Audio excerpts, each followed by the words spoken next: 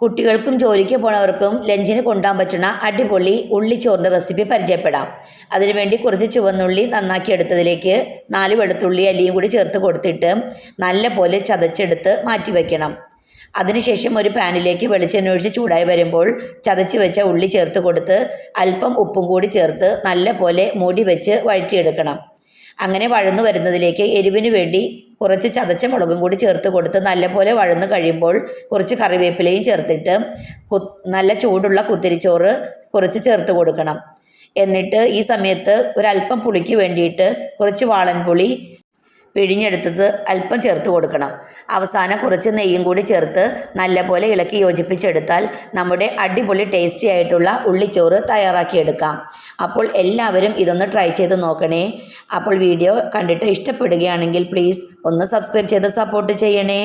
അപ്പോൾ വീണ്ടും കാണാം.